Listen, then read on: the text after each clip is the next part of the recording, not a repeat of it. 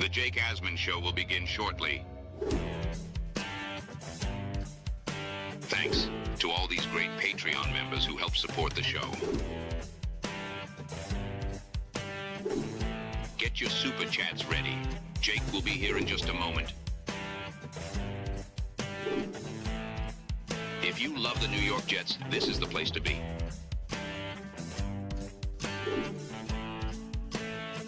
And now, the Jake Asman Show. Training camp continues for the New York Jets, and Garrett Wilson is feeling good about the upcoming season. We'll talk about that and much more Jet storylines. Joe Caporoso from Badlands is my guest. It's the Jake Asman Show. Let's hit it and get it started. We sitting here, we excited as hell. Now it's time to get to work. Are you a happy guy? Oh my goodness, let's go! I haven't felt joy talking about the Jets in a long time. When they announced it, I went, yeah!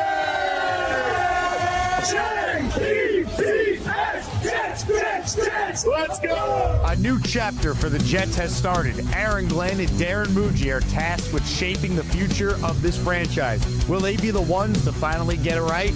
We will be here for every step of the journey on the Jake Asman Show, breaking down all the storylines, every game, and everything in between. Please subscribe and hit the like button below. Super chats, baby. Cut the line. The Jake Asman Show starts right now.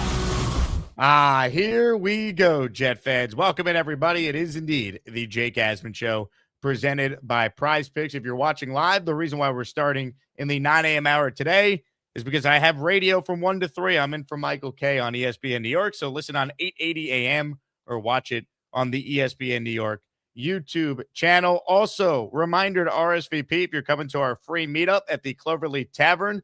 That will be after the Jets practice Saturday morning, so if you're going to practice, stop by afterwards. If you haven't been able to get a ticket or can't make it to practice, stop by. We'll be there around 11:15. Going to be a great day planned for all the Asmaniacs making the trip to the Cloverleaf Tavern. Again, just RSVP if you're coming out with the link in the description. Right now, we say hello to one of my favorites. You can find his work on the Badlands Network on Patreon, also on YouTube. It's our friend Joe Caporoso who joins us now. Joe, happy training camp to you, my friend. Happy training camp. Happy to be back. Good that we have some real football to talk about. I just read that David Bailey split a double team and got a pressure. I could start tweeting Sopranos gifts again. Everything feels right in the world. Yeah, I look, and I also, just saw this. Apparently, the Jets kickers were making their field goals. What a novel concept. Cade York and Jason Sanders each hit their kicks between 30 and 40 yards. So some positive Jet news here on a Thursday so far, Joe. Battle of the summer kicker. My money remains on Jason Sanders, but hopefully they have two solid options. It'd be nice not to have kicker be a problem all year. You're not wrong about that. So day one, of course, as far as on-field stuff was yesterday. You and Will Parkinson had a really cool pod recapping it. Will was there, of course. How are you feeling just about where this team is at? We heard from Glenn for the first time yesterday. Gave us a great line about he didn't want to be a butthole. Your thoughts just on kind of where we're at right now with this Jets team going into training camp here, day 2 of practice going on right now? I feel good. I mean, it's early. Everyone feels good about their team at this time of the year. The pads aren't fully on yet. We haven't had any preseason tape or scrimmage tape, but they're generally healthy. I think the stuff with Osai and Sweat is relatively minor, particularly with Osai. I think he'll be back in the next couple of days. Offense and overall personnel seems a lot more mature and focused than I'd say they were last year. Glenn's presser was fine, and Muji's presser was fine. I don't expect those guys to say much in these things, and they didn't really say much outside of the butthole comment. And that's okay. I think they need to just put their head down, and they're not going to get the benefit of the doubt on anything until they win football games and play better. And hopefully they have a good, crisp summer. Everyone stays healthy. They look sharp in the preseason. Penalties aren't a problem. And then we'll see what the deal is when we get to week 1 against a Tennessee team that they should have a fair chance to beat. The Titans are a 6.5 over-under team. Jets are 5.5, so they're about the same. I don't think Tennessee is a particularly crazy place to play. I think there'll be plenty of Jet fans there, including both of us. So that's when I think we'll know whether these normal good feelings from late July and August actually have some merit. I did think it was interesting that Muji spoke yesterday because it's not like he was on the schedule. Yep. And by NFL rules, he didn't have to speak. So I just think it's another sign that Darren Muji's feeling way more comfortable in his role, way more confident in his role. And I think it's very clear that there's no longer this like sidekick element to Darren Muji. Like both Aaron Glenn and Darren Muji are their own people now going into year 2 together. That was my takeaway just from Muji speaking in the first place. Yeah, it was surprising to see him out there on day one. It's not something that's overly common with Jets general managers. Joe Douglas didn't do a ton of this. McCagnon barely did any of it. And Muji, he's a younger guy in the grand scheme of things. And I think year 1, there's probably a lot of getting comfortable with being in front of a camera and being one of the main faces of the organization.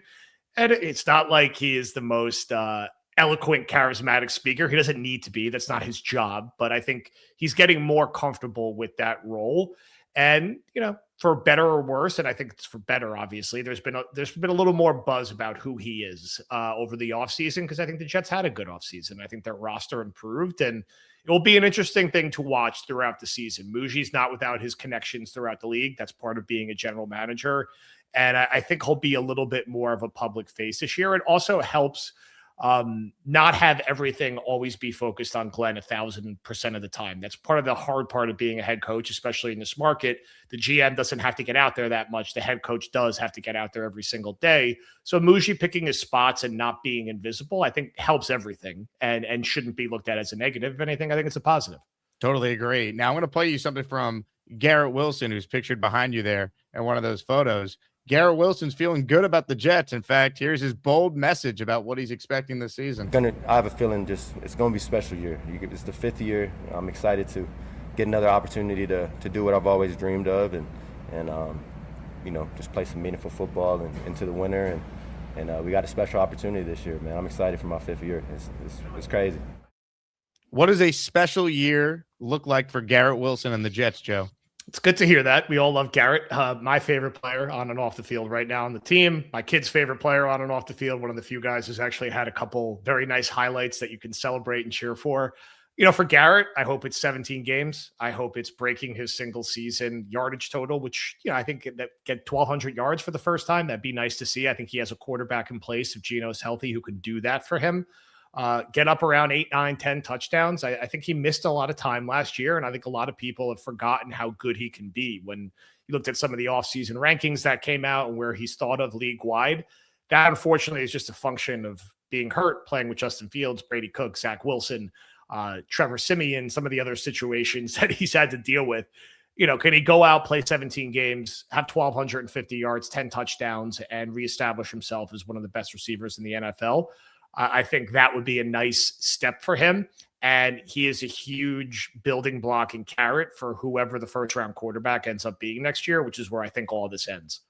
I'm right there with you. And, for Garrett in particular, this might be his best chance to put together the best season of his career. He doesn't have to worry about like Devontae Adams coming in mid-season. Yep. He doesn't have to worry about Zach Wilson being his quarterback or Justin Fields last year. Like Garrett Wilson, I think, is in a spot where you have a competent quarterback. We believe in Geno Smith. Frank Reich, no matter how anyone feels about him, should have enough football knowledge to be able to design an offense to feature Garrett Wilson with a ton of targets. Like this could be the best season of Garrett's career. And I just hope, even if the Jets aren't good, Joe, Garrett puts up his numbers, has a big year, because you just don't want to hear the rumblings of him being so unhappy. He wants out. Like, again, there's a real path to the Jets finding some real stability, even if it's not with Aaron Glenn, because I do believe in Muji. I just hope that they could get Garrett the ball enough. He's healthy, has a big year. So he's truly a part of this going forward. 100%. He is definitely one of the foundational pieces. To have a lead receiver in place just puts the Jets further ahead of where they were a lot of the other times they were drafting a quarterback early. I mean, Zach Wilson's lead receiver in year 1 was Corey Davis, I think. We all remember Darnold's receiver situation. His first couple of years here, it was not pretty. Robbie Anderson was effectively his best receiver. The Jets have just struggled with this consistently. So, whoever they draft next year, coming in with Garrett, A.D. Mitchell, Cooper, Sadiq, Mason Taylor, Brees, Tippmann are all under contract. Membu and Olu are under contract. The infrastructure is there, and Garrett's a key part of that. Garrett will likely be a captain again, as he should be. I think he's very highly thought of in that locker room and around the building. And it'd be nice to just see him out there making plays again. Last year, in many ways, was a lost season for him.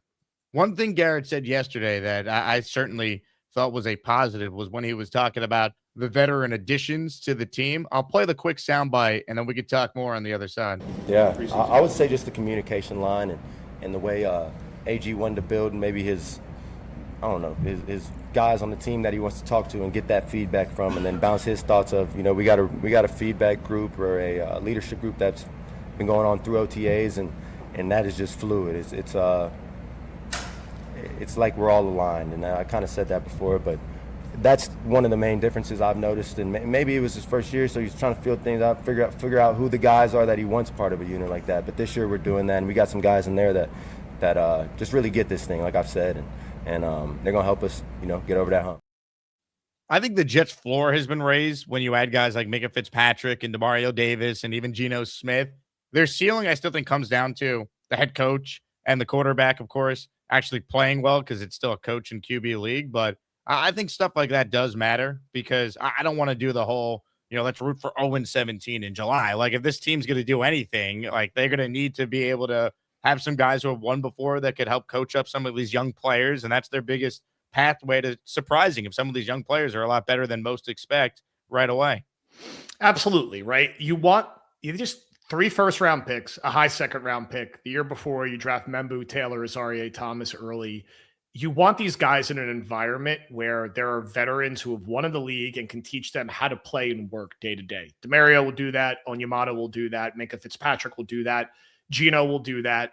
I'm sure that leadership council includes all those guys, along with Garrett and probably Brees and a few other players like Harrison Phillips, who are good examples of how to be a professional. And you want a mix of young talent that are going to be long-term pieces, but also guys who can show everyone in the building how to be a pro and just how to be respectable week to week. The Jets weren't just bad last year. They were embarrassing most weeks and got clowned by teams in their division, teams running up to score late, teams doing backflips in the end zone, just like embarrassing shit, unfortunately. And you need someone who is going to step in and look, there's weeks they're going to be out talented and out coached, but can you hang around? Can you throw some punches? Can you win some division games? Can you be competitive? And can all your rookies and young players not have a lost season? Because the last 5 games of last year were lost games. You might as well just sour milk, throw it out. Nobody learned anything from those games. Everyone on the field is basically out of the NFL at this point or won't play in the NFL. You don't want to waste 5 games like that. Every game matters. Every rep matters for Omar Cooper, D'Angelo Pons, Kenyon Sadiq, David Bailey, any of the other guys, Klubnik, Cooper, Darrell Jackson. Like, these games matter and these seasons matter. And having just more adults in the room who know how to play and know how to practice, I think will go a long way. And even just on the field, having DeMario next to a guy like Jamie Sherwood hopefully brings him back to the player he was a few years ago. Joe Caporoso is my guest. Hit the like button if you're just joining us. Make sure you are subscribed to the channel. Today's giveaway is a big one. If we get 20 names on the wheel, since we're only doing 1 live YouTube stream today, we're going to give away a Garrett Wilson jersey, or you pick the player you want. Brees Hall, Geno Smith, Demario Davis, or any of the Jets' first-round picks. Bailey, who was having a sack against Membu this morning, can get his jersey. Omar Cooper Jr. or Kenyon Sadiq. Those are the choices if you enter the raffle by gifting a membership or sending in a $10 super chat or higher to qualify. Joe, in terms of Geno Smith, what are reasonable expectations for Geno? We know he's better than Justin Fields, but what can you reasonably expect from Geno Smith going into this season with the Jets? I try to remember and remind people last year he was bad and he was in a bad situation. Probably one of the only situations in the NFL clearly worse than the Jets. And in 15 games, he threw for 3,000 yards, 19 touchdowns, and 17 interceptions. He's in a better situation now. He is a year older, but he's not that old. So if he's going to play 15, 16, 17 games, it's not crazy to think he could throw for 33 or 3,400 yards, which for the Jets is a lot. It is much more than we're used to seeing. And, can he be in the mid-20s on touchdown passes? I think those are around fair expectations based on what we saw last year. If you look, there was no Bowers last year. There was no offensive line. It was Chip Kelly for half the year and Pete Carroll's son. He's got pass catchers this year and he's got talent and he has a better offensive line. So, if he's going to be healthy and he's going to play the overwhelming majority of the season, he should be over 3,000 yards. He should be over 20 touchdowns. And ideally, he's going to have turnovers, but ideally they don't spiral out of control. When you look at Geno Smith, his career is just so fascinating because he, of course, got a chance to start right away. Then he goes down the long road of being a backup. I think he's in a spot now, Joe, where even if it's not with the Jets, like he's playing for his starting career in the NFL. Like, you got to get the most motivated version of Geno Smith possible, because if he doesn't do well with the Jets, no team is just handing him a starting spot after he quarterbacks the worst team in football a year ago in Vegas. Comes to the Jets, it doesn't work. So even if Gino's not here with the Jets next year, like, he's got every reason to be motivated to remain a starter in the league. And I don't need to tell you and anyone watching, the difference in salary between being a backup versus being one of the starters in the league is gigantic. So whatever Gino's got left, like, we better see it, and we better see it early, because if they sputter out of the gate and they're out of it, you just know at some point they're going to play Klubnik. So Gino's got to play well to hold that off from happening at any point. Yeah, I mean, it's a good opportunity for him. Like you said, if the Jets are 2-10, Klubnik's going to play the last 5 games, and he should play the last 5 games in that scenario. So he's got sort of this opening stretch of the season where if Gino plays good ball and throws for 3,500 yards and the Jets go 7-10 or 8-9, he'll probably be the starting quarterback week 1 next year. Now, he's not going to start all season. They'll eventually hand it over to a first-round rookie, but he could stick around and be that bridge quarterback and help that transition, not dissimilar to what the Giants recently did with Jackson Dart. Or he could get a starting job somewhere else if he's that good and he gets the Jets from 3 wins to 8 wins. So there's a lot on the line for him if he doesn't want to kind of fade into being a backup. You know, he's 35, 36. He's probably got a couple more years where he expects to play in the NFL and be relatively highly paid. And you know, again, the Titans were a bad team last year. Can he do what he did last year? He went to New England and outplayed Drake May and won week 1 last year. Then everything went off the rails. But can he do the same thing week 1 this year and then kind of keep the Jets above water in that NFC North stretch before they come back home and play Cleveland, another team I think the Jets will be better than? That's on him. If he can do that and they're 2-3 or 3-2 and then 4-4, like, he's going to hold on to this job for the majority of the season. Give me your thoughts on Cade Klubnik getting what seems to be a real opportunity here to be this team's backup quarterback week 1 in Nashville. It's a little scary because if Gino gets hurt week 1 or week 2, I don't know if Klubnik's really going to be ready to step in and be a starter. I don't know if he's going to be ready to step in and be a starter at any time this year, to be fair. He's a 4th-round rookie. There's not a lot of great options out there from a veteran perspective. I don't have a problem with the Jets for the first 2-3 weeks of training camp. Just letting him get as many reps as possible. He's going to play a ton in the preseason. They can look around league-wide after week 1 of the preseason, and if they want to go get a backup quarterback, they can. They could do it for a late day 3 pick swap and go get an Andy Dalton type if they really feel like they have to, because Klubnik's struggling and they feel like he's just not ready to be QB2. I would bet on him being QB2 as of this point. I think he'll play well in the preseason. He played a ton of college football at a high level. He'll be going against mostly backups and practice squad players for most of the preseason. There's some risk with it. It's, you know, if Gino gets hurt, they could be in a very bad spot early in the season where he's just looking like Fields looked at times last year. But I want to wait and see until after the first preseason game.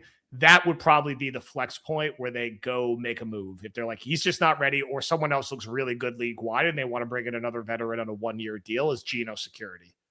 I think that's spot on, because I think Klubnik's competing not just against Zappy and Brady Cook for whatever that's worth.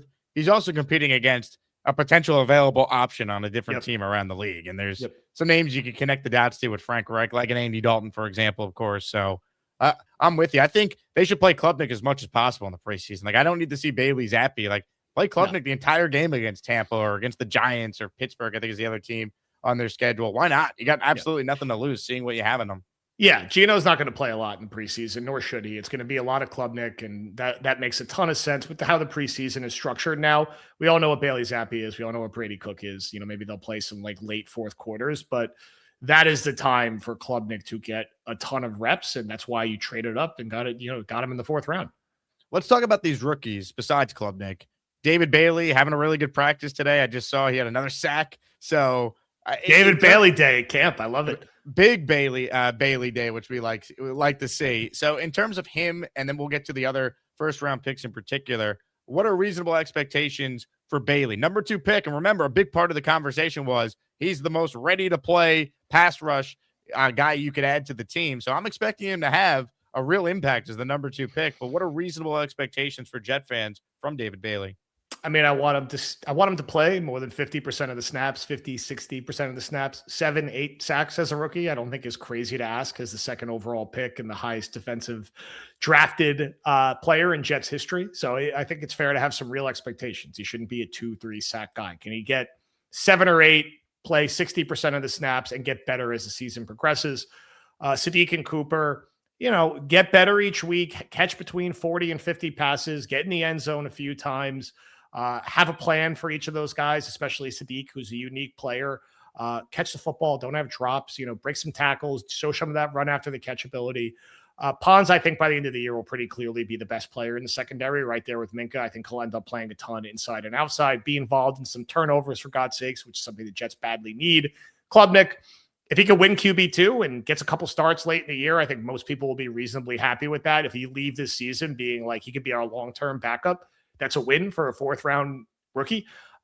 Cooper, if he's just a backup interior offensive lineman, that's fine. If Jackson's a rotational interior defensive lineman who shows some long-term potential, you're okay with that. We all like VJ Payne's upside. Just make the team be a core special teamer, and maybe by the end of the year, play a little defense. It's not like the Jets are overloaded with proven talent at safety beyond Minka. So all these guys should make the team, right? You want this entire draft class on the 53.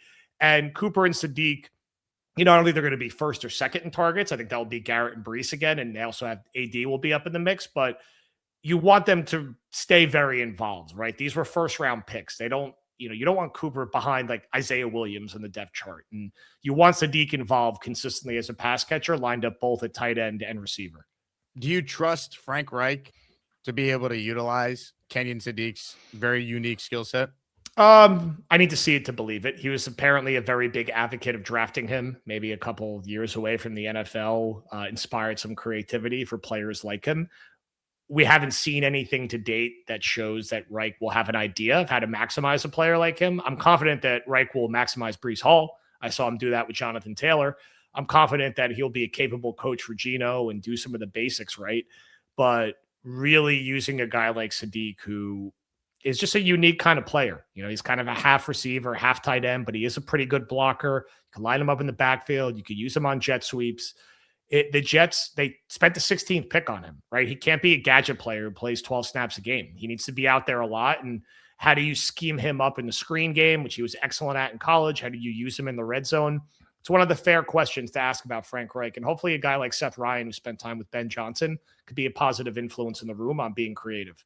Well, the red zone offense in particular has been the worst in the NFL so many years in seemingly a row. Forever. And again, you can move the ball between the 20s, but if you're settling for field goals, that's how you're going to lose. I just hope they have a real plan for the red zone offense, because between Brees and Braylon Allen, and then obviously you look at the 2 tight ends that should both play a huge role, there's no excuse for them to be a bottom of the barrel red zone offense this season. No, they have size, right? They've used 2 early round picks on tight ends. They have AD Mitchell, who is a highly drafted big body receiver. Garrett's one of the better receivers in the league. You have a huge backup running back in Braylon Allen. Brees, when he gets opportunities down there, can find his way into the end zone. And Geno can move a little bit too. It's not like he's immobile. Like, you can use his legs if you need to down there. So this has long been a pain point for the Jets, always settling for field goals and just not scoring enough touchdowns, period, for many, many years. And if they can score touchdowns and not kick field goals, I think the defense will be okay enough where they're going to be in most games because they have talent on offense. They will move the football. They just have to finish these drives and get into the end zone. Yeah, you're not wrong about that. What a novel concept. actually scoring points. Just looking at the start of the year, you brought up the game against Salah and the Titans. After that, the NFC North, this cannot spiral. So they have to find a way to steady the ship early and just prolong the season if this head coach is going to survive. Are you expecting anything different from Glenn this summer in how he's going about his business, how he's handling training camp? I know it's only one day, so it's impossible to know if anything is different, but just what has to happen for the Jets to come out ready to go and not just play well and lose like they did against the Steelers and then no show against Buffalo down 35-3 in the fourth quarter, but be ready to go because you're going to have to win 2 or 3 games early before you get to that gauntlet in the middle of the year to basically have a season and play meaningful football, like Garrett Wilson said is his goal yesterday. Look, I hope that towards the end of camp and the preseason, if there's some obvious roster decisions to make, that they make them. Last year, it was not having Xavier Gibson be your returner, and it seems like a minor thing, but that cost them their game week 1. And what does last year look like if they start 1-0 and they beat Aaron Rodgers week 1? Because they played great in that game. I think everyone left that game, even though they lost, being like, wow, they were better than I thought. But they blew it because they didn't do something very obvious. And Glenn was stubborn about that. You're not seeing him in practice. He's catching everything. And sure enough, he fumbled with the game on the line. They lost and he's out of the league now. So is there something obvious like that they fix this time? And whether they beat the Titans or lose a close game, I think it'll be a close game that will come down to the wire. Can they not get knocked on their ass week 2 by Green Bay, right? Green Bay is better. Green Bay will be a favorite, but Green Bay is not this unbeatable team without Micah Parsons. The Jets are going to be home. Where you're in trouble if you're 0-1 and it's 21-0 at halftime. Now, if it's 21-21 in the fourth quarter against Green Bay, that shows that no matter what happened week 1, the Jets aren't back into that moping, woe is me, everything's going sour, we're about to be 0-4 again. They have to find a way to win one of those 3 NFC North games. And the Packers one is probably the most winnable because they're home and they're not going to have Micah Parsons. Not easy to win in Chicago, not easy to win in Detroit. You just got to win one of those 3. And ideally, you find a way to beat Tennessee week 1. I think everyone will pick Tennessee to win that game. I am sure Saleh will have some fiery quotes. I'm sure we'll see Schrager on the national shows. I talked to Robert Saleh. It's a different culture. He can't wait to beat the Jets, blah, blah, blah, blah, blah. Can the Jets just win that game and then win one of the next 3? And then you're 2-2 at home against Cleveland and you'll be a favorite. That would be a nice place for this team to be. I don't think we're asking that much to just not be 0-4 or be 0-1 and down 24-0 at halftime, surrounded by 65% Packer fans in that stadium. Well, and here's the thing too, right? And I've gotten some pushback for this take, but if they lose week 1, why would I expect them to either beat the Packers, the Lions, or the Bears? But if they do win week 1, I'm with you. You can reasonably find maybe one win over your next 3 because it's not like every team plays at their best at the beginning of the year. Like 2022, the Jets, I want to remind people, were a 6-3 football team with Zach Wilson as their quarterback before they fell apart. They were 7-4 when Mike White took over before he got hurt, unfortunately. We're not asking for much to have a season. Like the bar is low. Some of the worst teams in the league can accidentally be 3-3 through 6. The suck for Sam McCown year. The Jets were 3-2. If this starts 0-4 again, Aaron Glenn's done. I don't care how the rest of the year turns out when you win games that don't matter at that point. He's done. He's got to get off to a good start or he will not be the coach next year. Yeah, they can't be like 0-4 going into that home Cleveland game. The stadium will be empty, and the season is kind of over at that point. Like you said, they're about 500 the rest of the way. You're in too big of a hole, and you're unlikely to come out of an 0-4 hole. It's just hard, man. So we're gonna learn a lot, this summer and in week 1. And I'm not saying week 1 is a layup or they should be favorites. Like I get why the Titans will be favorites. They're home. They have slightly higher expectations than the Jets, but it should be a winnable game. And the Jets have talent in the trenches, and they have a more proven quarterback. Cam Ward's more talented, but he hasn't proven anything in the NFL yet, and he's going to make mistakes. And that should be a game that they could win. Right there with you. All right, we'll get you out of here with this, Joe. Your prediction as of now, and of course, subject to change, we still got some time before the games are going to be played, but your prediction right now for the Jet record in 2026? 7-10. I said this in War Room this week with Connor. I do think it's actually what I predicted last year too. That matters 6-11 after ABT got hurt. I think it's about a 7-win team, a soft-ish 7-10, not incredibly soft. I think they'll be competitive most weeks.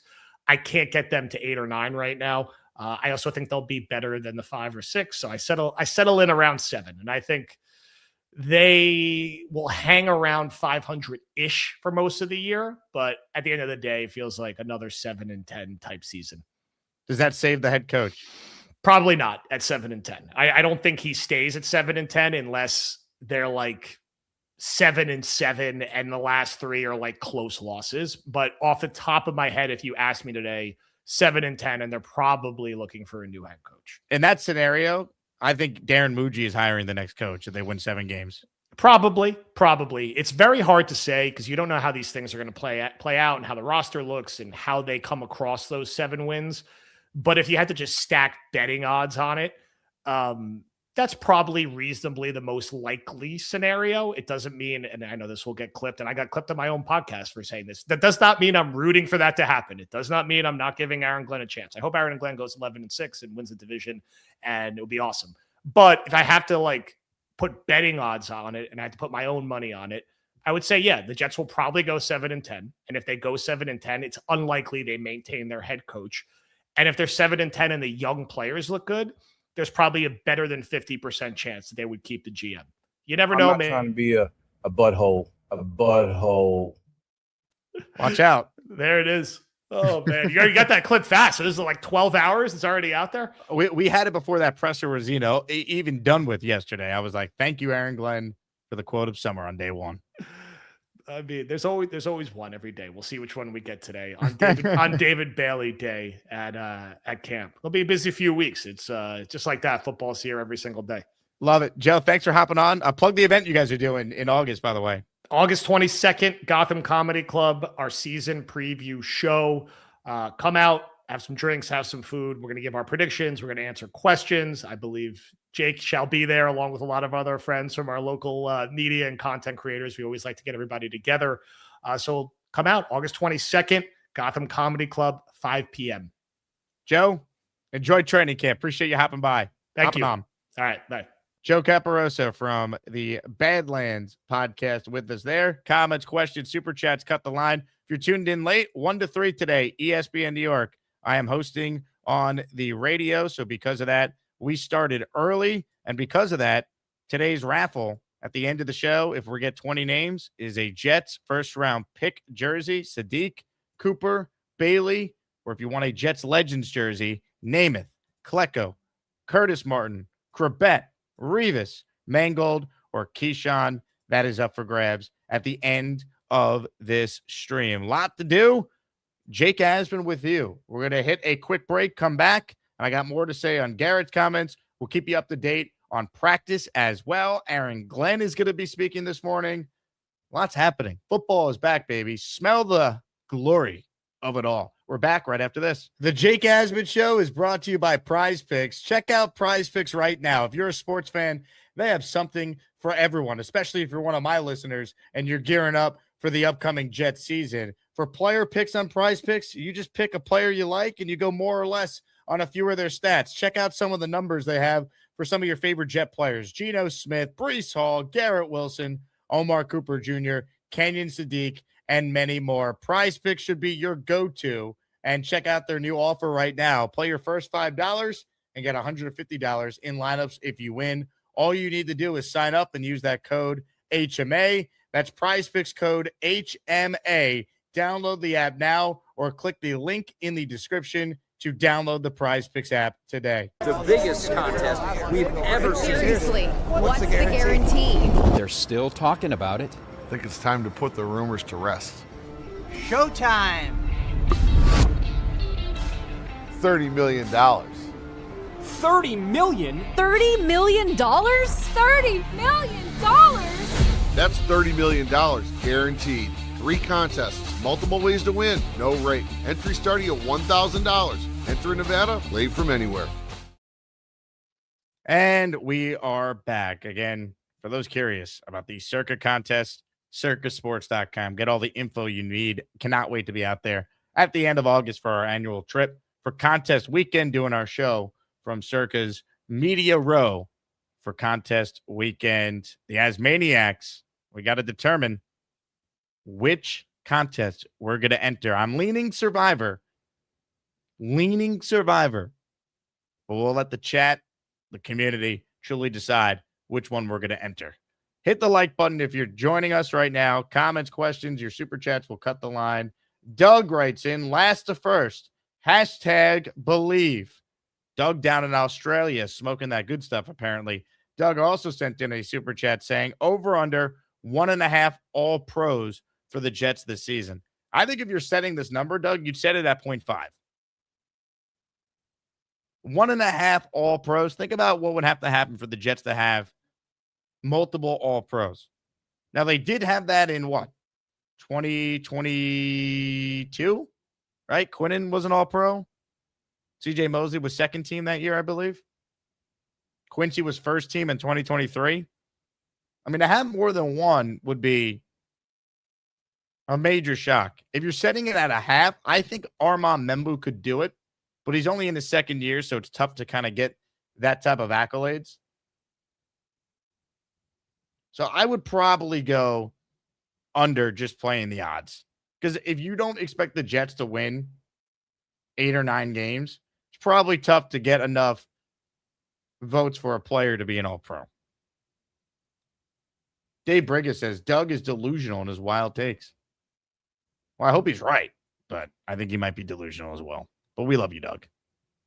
We love you. More from Garrett Wilson. I wanted to play this. Here's Garrett Wilson just talking about why it feels different around the Jets this year. I mean, it feels different this year. It does, man. I don't want to talk about it too much. It just does. I'll say that.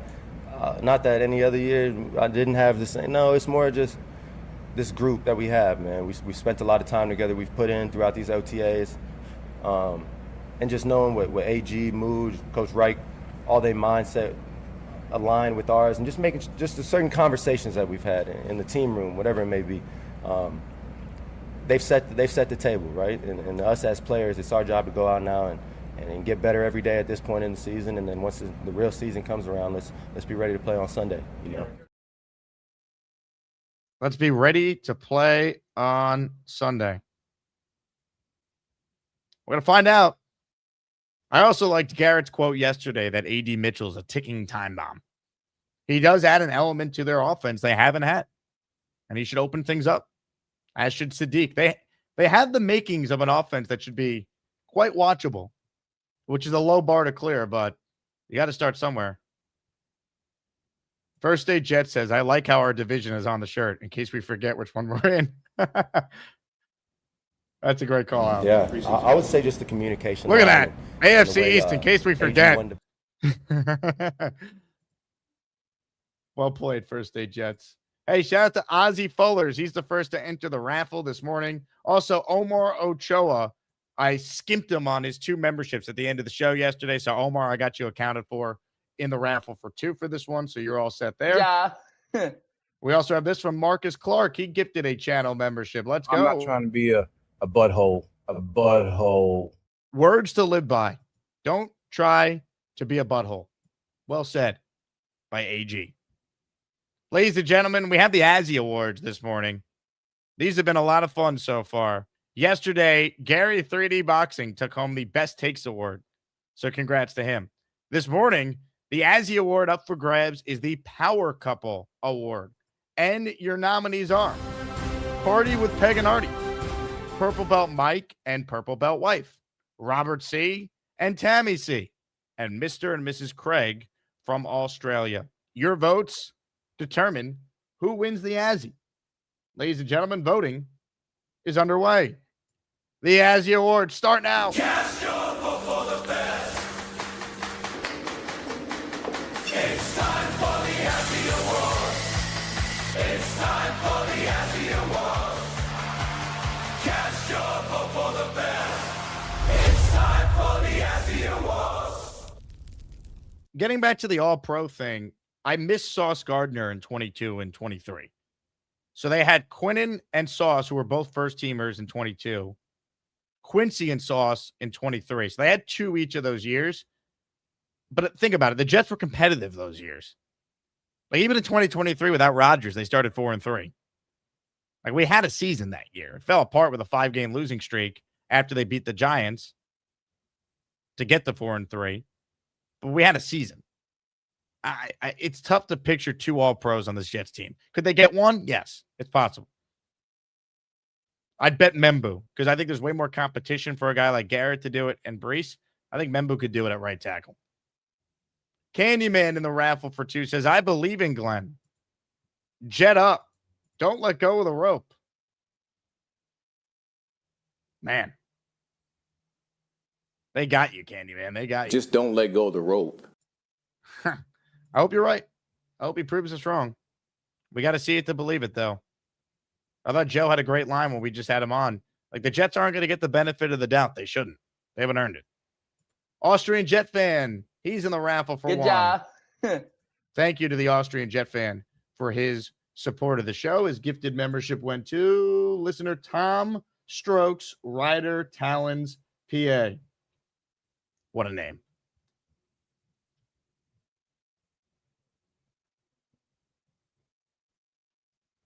Adam says, exclude special teams because that's lame. I mean, that is true. You could have an all-pro on special teams. Like Isaiah Williams, I suppose, could get consideration for that if he has a good year again.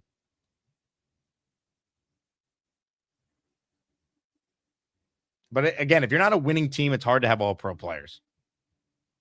Like the Jets defense were just so good during those years. That was the only reason why they actually were winning games. You know? Like, when was the last time the Jets had an offensive player that was a first-team All-Pro? I'm going to guess it was Brandon Marshall in 2015. Someone could check me on that. Have the Jets had an offensive player since Brandon Marshall be an All-Pro? Not even first team. How about second team? Because at that stage, I don't think Mangold and Brick were All-Pros. It was towards the back end of their career in 2015, 2016. So I think it had to have been Brandon Marshall the last time the Jets had a first-team All-Pro. Ladies and gentlemen, are you seeing what I'm seeing? The Chuck Wagon just gifted 10 memberships. 10 of you just became channel members.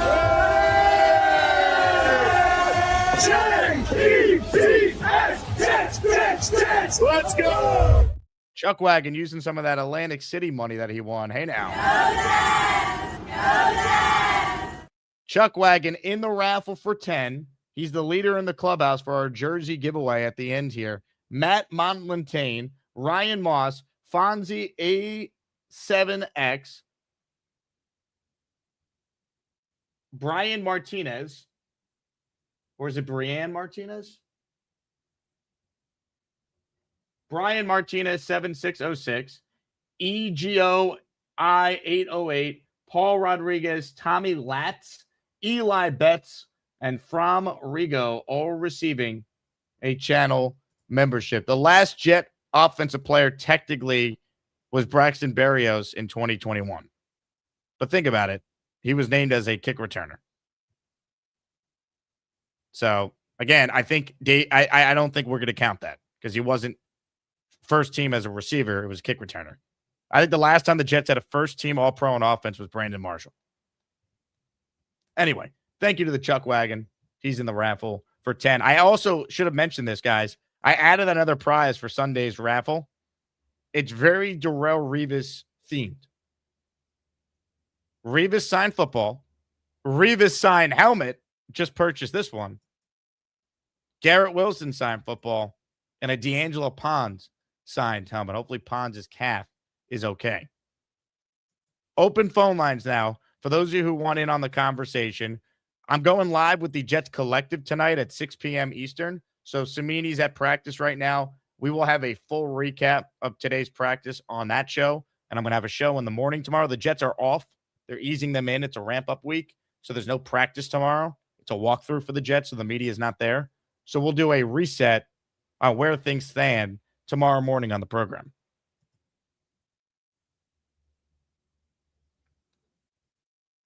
So keep that in mind.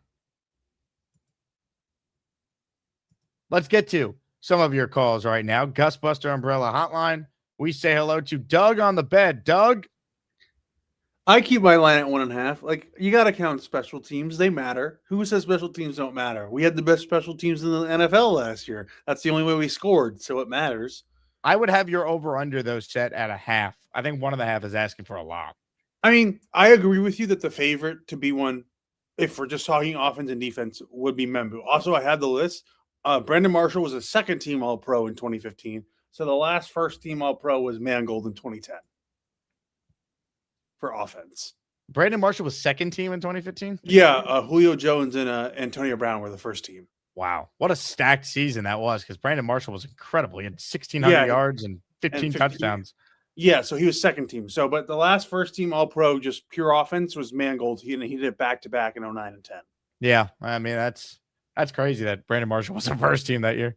I mean, it's not like he was snubbed. It was Antonio Brown and Julio Jones. I think Julio Jones led the league in receiving that year, and Antonio Brown had the lead in receptions or something like that. Yep, that's crazy. So, but my mindset was in the 1.5. I agree with you that if we're just talking the offensive, defensive players, Membu is the likely guy, and if after Membu, I would say your likeliest chances are Brees and Garrett would be the other two to get the All-Pro. And then after that, I do think if Nkwonu or Williams stay healthy the whole year, I think one of them might get the kick return or punt return All-Pro. That's where the one. Yeah, I mean, it's hard to do that 2 years in a row be as good as he was. He should have got consideration this past year.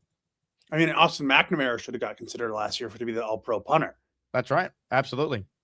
So that's my line of thinking of the 1.5. Again, if we're just counting offense and defense, I would put it at half. But if we're counting the entire All-Pro, I'd put it at 1.5. I think if you want to dream in late July, Doug, we could dream 2 All-Pros for the Jets this year. Well, remember, last to first, #believe. What are they putting in your food down in Australia? Nothing really. I had a good chicken Caesar wrap today, actually. Did you? Nothing. Yeah, I did. Have you had kangaroo yet? I have not. I saw the new Spider-Man movie today. It was very Oh, I want to see that soon. How was it? It was very enjoyable. And I Good. went to the movie theater. It was like luxury seating, so it was nice. Beast says, I think he's on drugs. Beast said that? Yes. Pot, meat, kettle. I mean, You think Beast is on drugs? the sky is blue most times. So is the sky blue? It's a little overcast right now. I can't tell. I mean, right now it's pretty dark where I am. So Well, it is midnight. why don't we do this? I feel like you two need to clear the air. There's a lot of tension being built up. Nah, I'm good. I'm gonna go to bed, but I wish the best to Beast.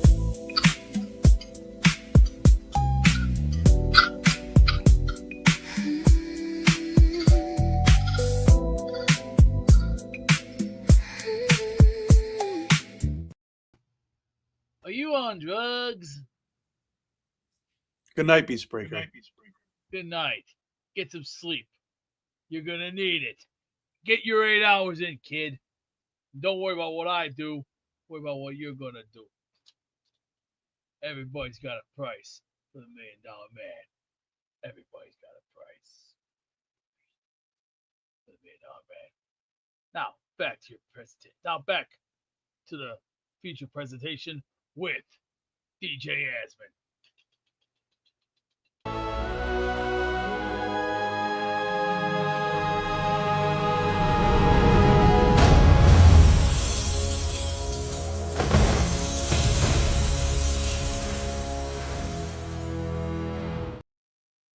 Ladies and gentlemen, what an interaction that was. Hey, shout out to K-Brock. He says, sent a Venmo to get in the raffle. I can confirm, K-Brock, you are in the Asmaniac raffle for 2 entries. Give him a hug. What I hug him every day. I hug him every day. Outstanding. Also want to give some love to our guy, John J. Williams. You guessed it, $10 Zelle in the raffle for 2. Just don't let go of the rope. Aaron Glenn, supposed to speak in about 15 minutes. We'll carry that presser live, assuming we're still on the air this morning. I have radio from 1 to 3 today on ESPN New York, so tune in then.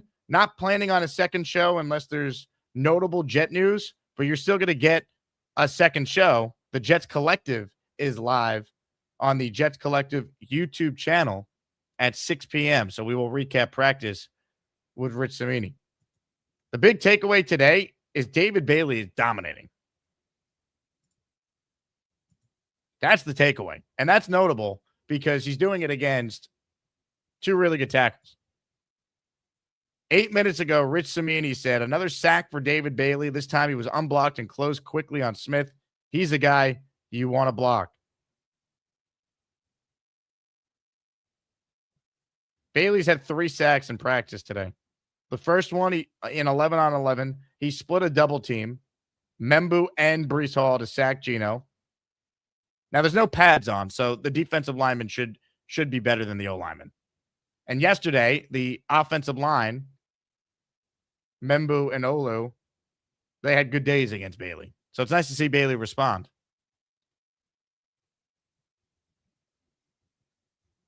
Bailey's second sack was a close call as Geno did manage to unload the ball.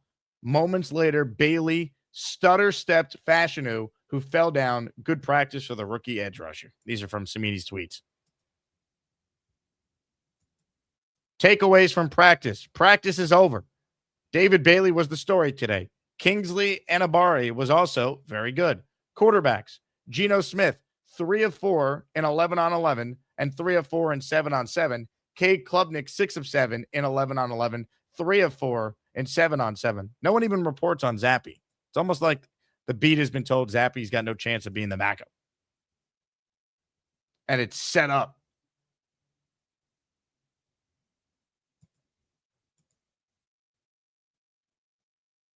For him to win the job. At least that's how it feels. Which, look, at the end of the day, if you're the Jets, you want Klubnik to play so well that he is clearly the backup. Because if this season goes south and you're looking for things to watch as a Jet fan, playing Klubnik at the end of the year at least gives you something to watch. Even if he's not your long-term starter, if he could develop into being a high-end backup, that's a win for a fourth-round pick. Remember that when we talk about this. Johnny Dank says, hey, Jake, had a blast in AC at the meetup. It's my B-Day today. Well, Johnny, great to see you in person. Thank you for coming out to the Gangrene Beach Club event. And happy birthday. Everyone in the chat wish Johnny a happy birthday. Give him a hug. I hug him every day. I hug him every day. Who is Ryan Mack, who coined the term Jet GBT yesterday on our show, is now in the Asmaniac raffle for 5.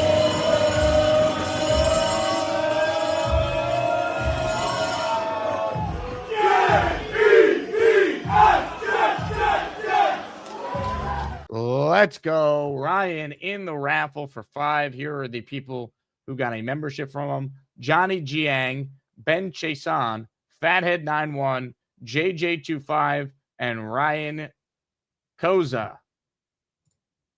Outstanding.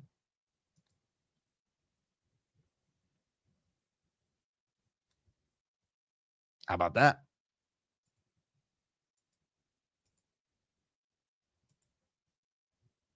Let's see here. Comments, questions, super chats. They always cut the line. Today's Jake Asman show is presented by Zip Recruiter.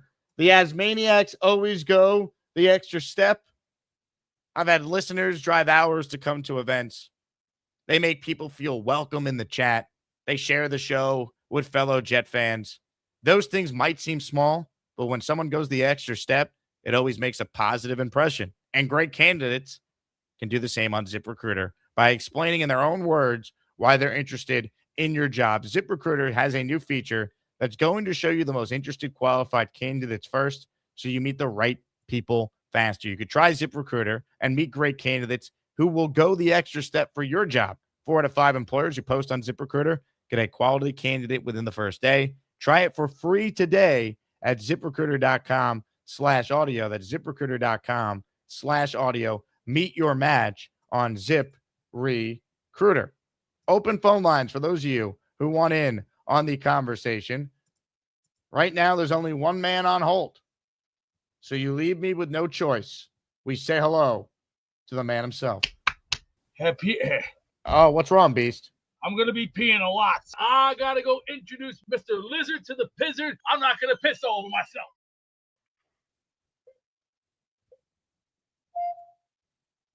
Hit. And unfortunately, that will not go anywhere. 10. 13 up, 12 down. All right, give me 13. All right, next number will give me 6. Give me power 6. Power 6 out the door. Give me number 14. Power out the door. Will we get a power out the door? Unfortunately, we'll get power 9. Power 12 to 8 to 2. There we go. There was our number 2. Ooh, yeah, there we are. Okay, what numbers are we going to go up? Power 4. Okay, give me power 11 to 1. 11 to 1, 11 to 1, 11 to 1, 11 to 1. Unfortunately, there's a scratch. Go, baby, go, baby, go, baby, go, baby, go, baby, go, baby, go, baby, go, baby, go. Unfortunately, a miss. Except bye-bye power 1. Bye-bye power 8. Bye-bye power 11. Who's next? Oh, I know who's next. 13 to the 14. That'll do the shot. Ooh, yeah. Ooh, yeah. Nah. That will wait. 1,250. That's not bad. That's good. Everybody wish Boy Grill. Oh, shit. Jesus Christ. Oh, my God. Wow. Wow. Son of a bitch. Wow. Another card. He has kidney stones. I know. Just give me a minute. Just camera. It's not life-threatening. Wow. What a moment. Very emotional moment. Practice is officially over, folks. Here are some takeaways from those who were there. We start with Rich Samini, who says practice 2 in the books. Big day for the defense, which harassed Geno Smith. Rookie David Bailey led the way. 3 sacks unofficially. His quickness and short area acceleration jump out. It will be fascinating to gauge his development throughout camp, especially when the pads go on. Nick Faria, his takeaways from today. Quote, dominant day for the defensive line as a whole. Kingsley Anabari and Jawan Briggs each look good. Without pads, though, hard to tell what that will look like. Big winner of the day was David Bailey. 2nd overall pick. Looked the part. Was the most dominant player on the field. But again, ... no pads. Strong day for passing offense. Geno, GW, and AD all made plays. On offense, Cade Klubnik looked really strong, in command, accurate throws, just the kind of day you want for a rookie. Bad drop, but thought Kenyon Sadiq was solid. Same for Minka and Dane Belton.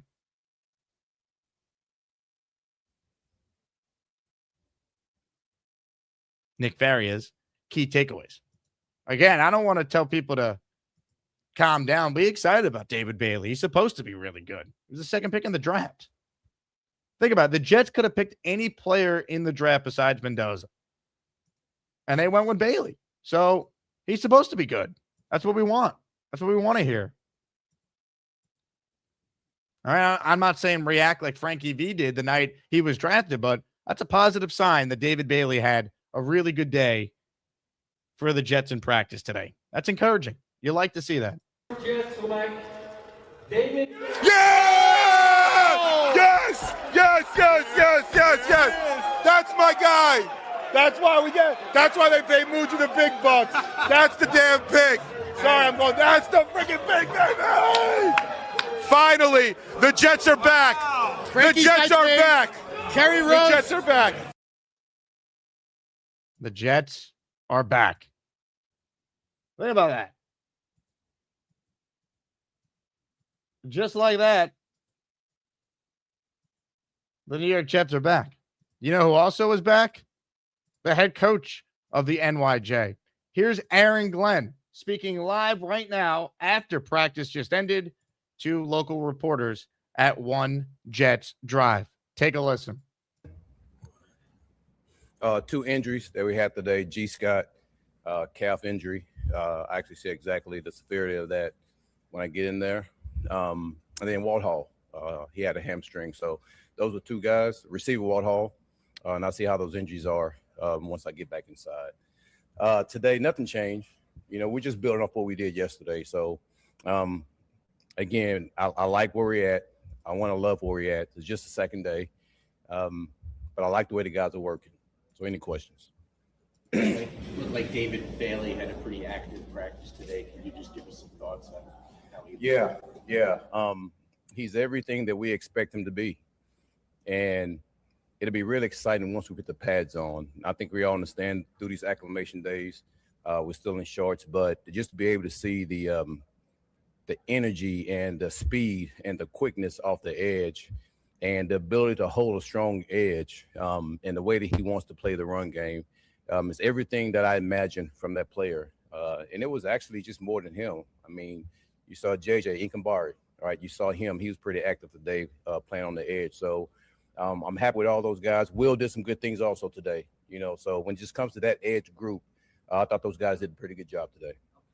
Just your perspective as rookie defensive linemen, just what do you think their biggest as far as like coming into the league?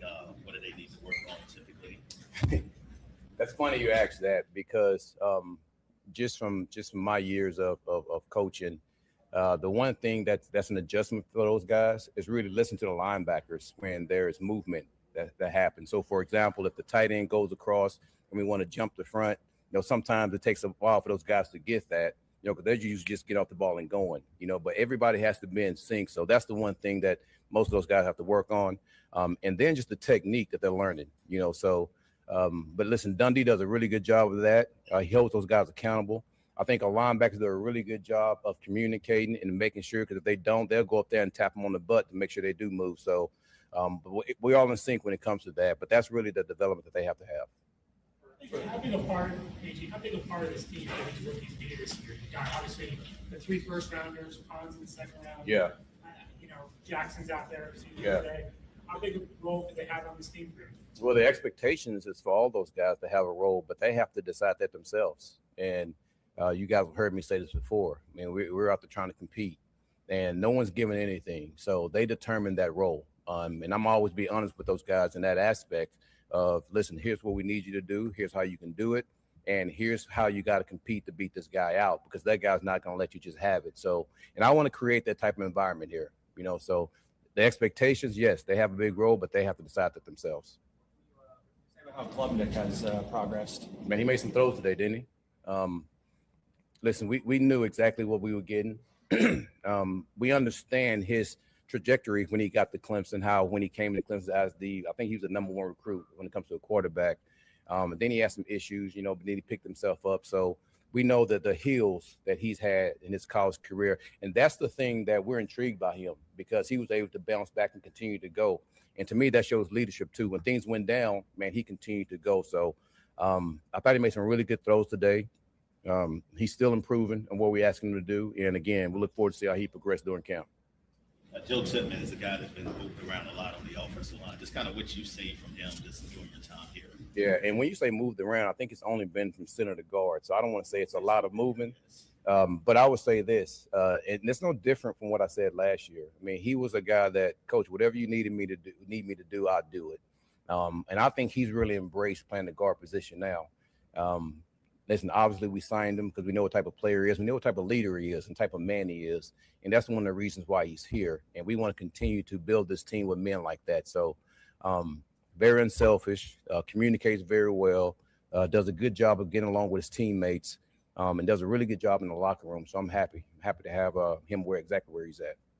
Whether it's Cooper or Mitchell or some other guys out there making pretty good catches, it seems like maybe you have more compliments to Garrett at the receiver position than he's had in his career, other than the year he played with Devontae Adams. Yep. What could that do for the offense as a whole and for Garrett?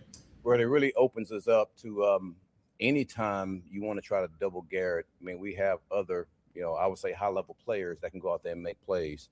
And you just named 2 of them that I think is going to do a good job for us this year. But not just that. I mean, our tight end room, which I talked about last time I was up here, that those guys are steady improving. Then you got the running backs. Those guys with themselves can make some plays too. So I'm happy exactly where we're at on the talent level when it comes to the offense. I know Garrett is, because that's going to open them up, just like you just said. So, but we just got to continue to improve every day. That once you get that one-on-one, you have to win it. And our guys know that. And I expect them to do that. It's kind of a logistical question, but I'm curious if you could share your thought process on no practice tomorrow, no practice Sunday. I'm wondering how the cadence. Here's, and I'll give you a small bit of what I talk to the players about. What my job is as a coach is I understand the acclimation from the NFL as far as, man, you go from the off season, then now you in no pass, trying to get in the pass. And I truly understand that. But my job is to acclimate our players to get ready for the regular season. So what we try to do is, and I show them a graph to where the first week, man, the highest amount of reps we get is 24 reps. And then, man, we're going to recover. And I'm going to bring it down. So we had 2 practices on, and then we bring it down for recovery. And then it jumps back up. So the next week, the highest amount of reps we'll have is 32. All right. And then, man, we'll recover again. Then the next week, the highest amount of reps will be 40. So what I'm trying to do is get our guys to be ready to play 65 to 75 plays a game. And that's my job as a coach, to be able to do that. So each week, you'll start to see those reps go up. You start to see that yardage that they have to have. And that's the analytics part of it. Yardage go up also. So And that's what I try to create, So when you say the day off and the days on, you'll see it go like this here. And that's the reason why, man, I'm trying to get max reps, then I'm trying to recover. Max reps, then recover. Hopefully that makes sense. Go to pads on like Monday or? Are we on pads on Monday? Yeah. Absolutely. The league allows us to do it. Absolutely. Oh, yeah. You don't have to check that. You knew Frank and you played with him and everything like that. But yeah. What was the conversation like? Because he was out of the league for a couple of years. Yeah. For you to bring him back here. The conversation just throughout, just checking on me. And from his words of, man, listen, I know exactly who you are as a person, as a man, I know as a football coach. I mean, you just keep your process and keep going straight ahead and don't let anything on the outside just deter you from what you're trying to do. And that's encouraging, especially come from him. And I don't know how much you guys know him, but he's a man of faith. Been married for a number of years, have a beautiful family. And man, it is a luxury to have men like that in your life, because we all need men that we can lean on. So from a former teammate to somebody I've competed against to now being, on this staff, those conversations were nothing but positive, and we've always just talked football. And just hearing what his philosophy is, I would always think, man, I feel the same way. And man, how can I do this as his job as a head coach? How can I navigate myself this way? And he would always give me his opinions on that. And it's been good. It's been good, man. And I'm glad he's here. Glad he's here. Before training camp, there was a report that the Jets had inquired about Terry and Arnold. I'm wondering, what is the current level of interest in him? Yeah. Well, nothing has changed when it comes to how me and Mooj operate. Man, we're always going to look to add guys that we feel like that can help us. And when I say add, I mean look at guys. Let me take that back. We're always looking at guys that we feel like we can help. And we do our due diligence. And listen, that doesn't mean that we're going to bring everybody in. The thing is, man, we're just going to turn over every stone to make sure that, man, is this a guy that can help us, man, with everything that's going on, which we don't know. And I let those guys figure that out. It would be a good fit. And we're going to do this no matter what. No different than Russell Wilson, no different than anybody else that we look at.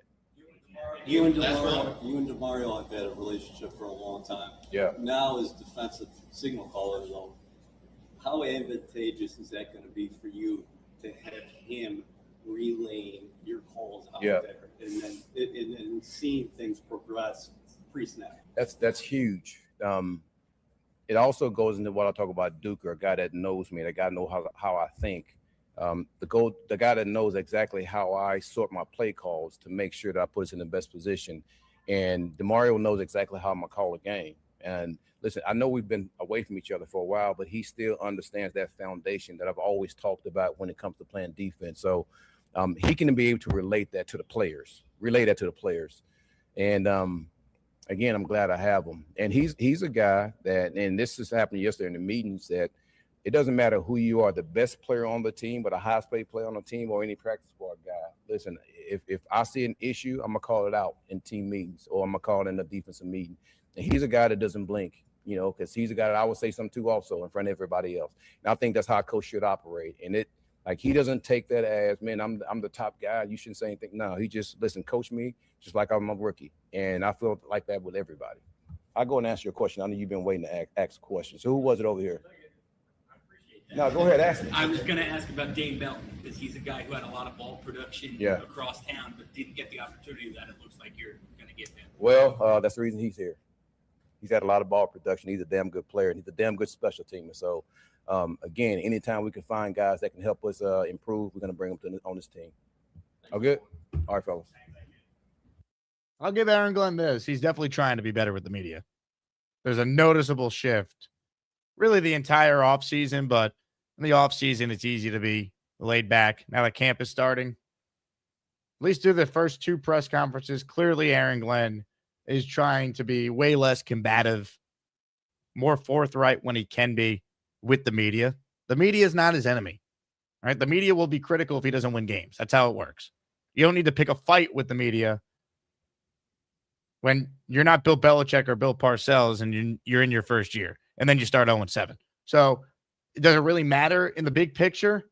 No, because if the Jets don't win games, he's going to be criticized and he'll be out of a job.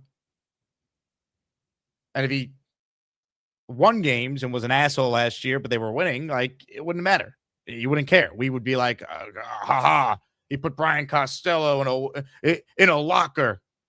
He gave Rich Cimini a wedgie. Like, fans don't care if you win. But he's at least trying to be more open, and he's at least trying to be better with them as far as having a working relationship. And I think clearly Jets PR and other people in his circle got to Glenn and said, it's an unnecessary thing. You don't need to add, more attention, put more negative attention on yourself going into a pivotal year. So we'll see if it lasts, but, he clearly is doing a better job in that regard. Even at the end there, right? A reporter clearly had a question and they were going to end the presser, and Glenn went up there and said, I'll take another question, make sure I get this guy's question who's been waiting. I get small stuff like that. You get the benefit of the doubt from those people.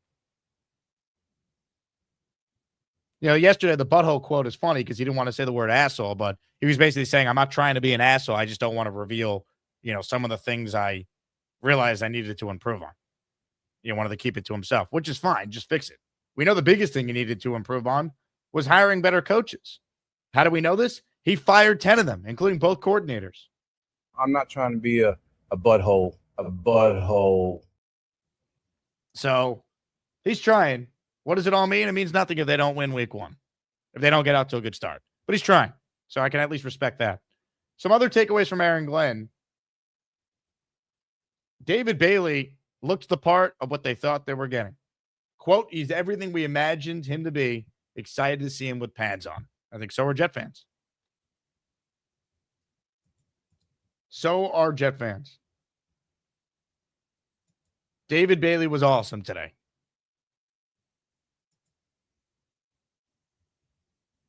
Aaron Glenn on the rookie class saying that the expectation is for all those guys to have roles on the team.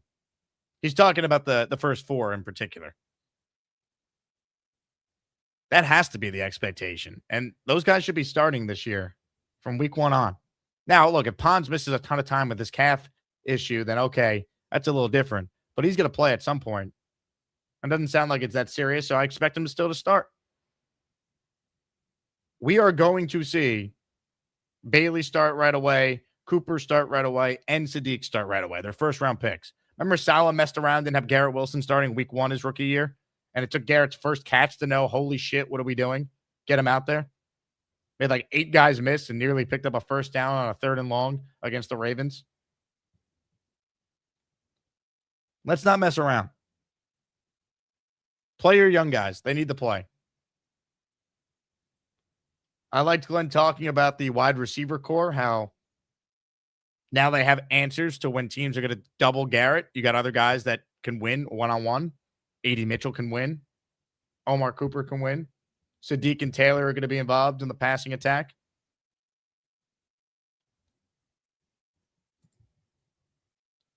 I thought it was interesting when Cimini asked him the question about the Jets' reported interest in Terry and Arnold, saying they're just doing their due diligence. I don't think they're going to sign him, but I don't have any issue with the Jets doing their due diligence on him. They should, especially because Glenn knows him from Detroit. So, again, the big takeaway today is Bailey. And the other rookie that he talked about, they like Klubnik. Klubnik, it is so obvious that Cade Klubnik, if you're betting on it, is the Jet backup quarterback going into the season right now. We're 2 practices in, and they're raving about him. They're raving about him. They're raving about the fact that he was good in college and then, went through adversity. The team struggled, and he was able to bounce back from all that. They didn't sign a veteran quarterback, right? Cooper Rush got signed by the Falcons yesterday. There goes him. Could they still add someone? Yeah, if Klubnik sucks in the preseason, they could trade a 7th-round pick for Andy Dalton, or they could get Aiden O'Connell or Spencer Rattler. They could add a veteran quarterback somewhere. But I think it's very obvious based on what we just heard there from Aaron Glenn talking about Cade, what Boomer Esiason has said about Cade, and Boomer's best friend is Frank Reich, so he would have a pretty good source on how the Jets feel about Cade. They like him. They're going to give him a chance to be the backup. It makes you a little nervous because he's the day 3 pick, so if Geno does get hurt early, but if you're going into the year with Cade as your backup, that's because he won the job and played well.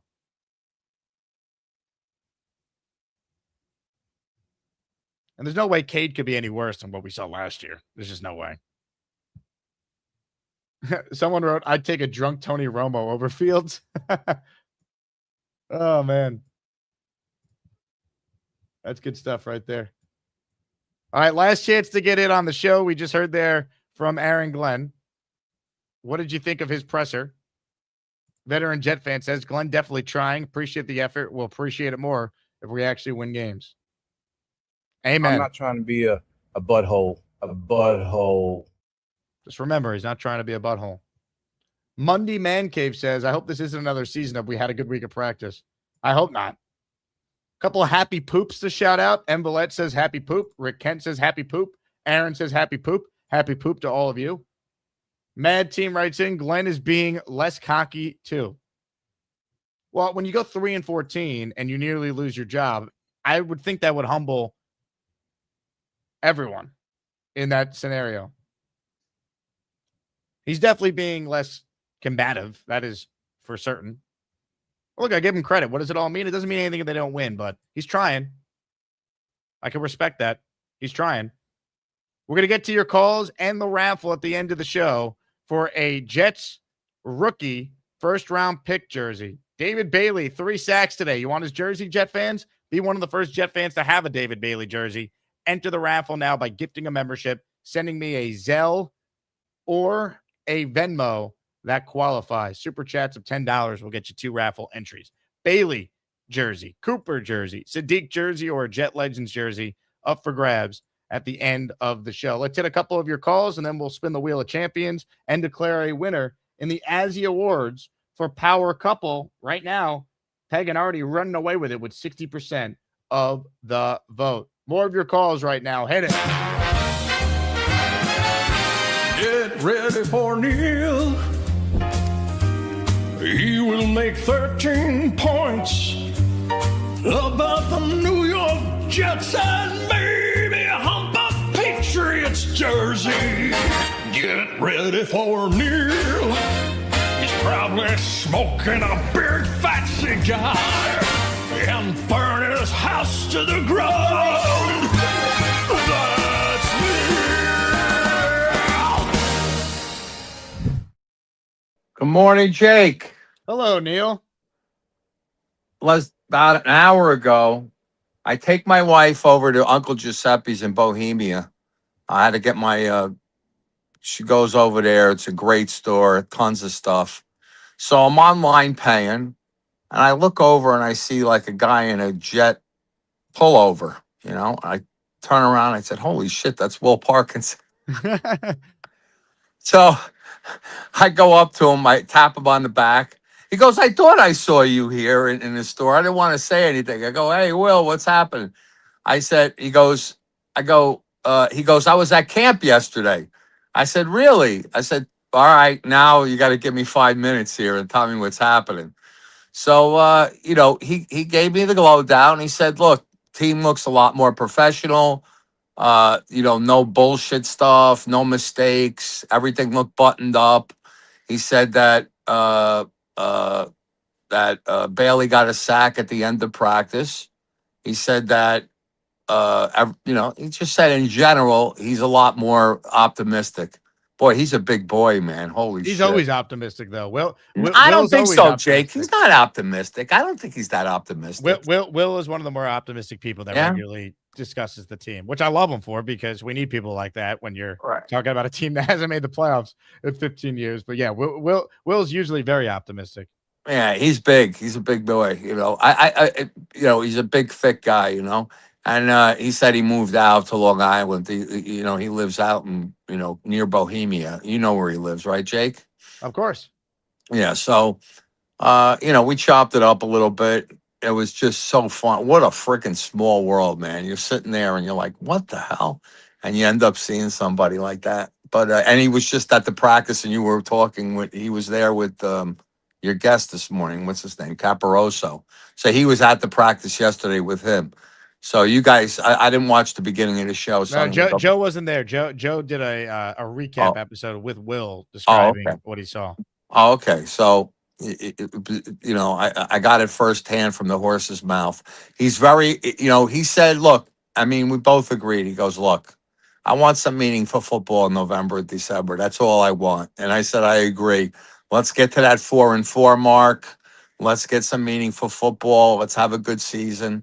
He said that Bailey had a sack this morning also, but you said he had 3 sacks today? He finished with 3 sacks today. Was he going up against Fashino, or were he still on Membu's side? One was against Membu. 1 and then 2 against Fashino? One when he was untouched, and then the first one, I don't remember who it was against. Yeah, that's exciting. Listen, it's exciting. It looks, Glenn, obviously, I hope he keeps that steady demeanor. I mean, I could just see him dancing on the sidelines if we get one win and puffing his chest out, on the opener. Oh, my God. He's going to get. Here's what can happen.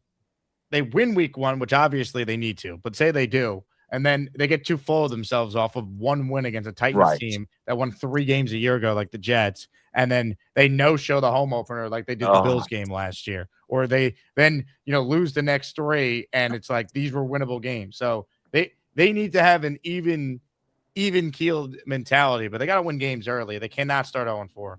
I'm going to tell you, Jake, and again, I go back to DeMario. I go back to DeMario Davis. He is going to keep the team pumped up. He's going to get guys pumped up. We win that opener, and the white uniforms, MetLife is going to be electric. I think are we going to do L? Are you going to be at L5 on the opener, or what's going to happen on the opener? I'm not planning on being there, right? Because I work till noon, so. I'm not planning on going. Maybe I could be convinced that they win week 1 because I'm already going to week 1. But if I go to the opener, I can't tailgate because I'm not going to get off the air until noon. So I'd be hustling in just as the game's starting. So we'll see. I got a Hump of Love jersey on the opener, right? We're gonna play. Well, you're coming to Nashville. We're going to have you hump a Cam Ward jersey. Oh, yeah. Cam Ward jersey's going down. That's for sure. But I'm saying at L5, man, that was, we got to do an L5 jersey burn. And get that all started. There'll be a jersey burn. I wouldn't worry about that. I just might not be there. Well, okay. So I just wanted to say it was really cool meeting Will. And he's a really nice guy. I know, right? We're almost back to be humping jerseys in Jets football. I think that guy I know. And Peg and Artie, I just want to say Peg and Artie, they got my vote. That's the power couple, no question about it. Is Peg and Artie coming to Nashville or no? I don't know if they're coming, actually. I hope they are. I think they might be. Will said he's going. Will said he's going to the Yes, Will will be there. So that'll be cool. All right, all set. Talk to you soon. Neil, great call. And I'm glad you and Will Pa saw one another and you thought he was thick. I think that's the big takeaway from the call. Fuck. Goodbye. These goddamn exploding cigars. I gotta go, Jake. I'll call back later. Shit. Oh, a Cam Ward jersey is getting humped at our tailgate for Nashville. If you're coming to if you're on the fence about going to week 1, go to week 1. It's our Super Bowl. Let's be honest. I don't know how the Jets are going to be this year. I don't expect much. But I know they can win week 1.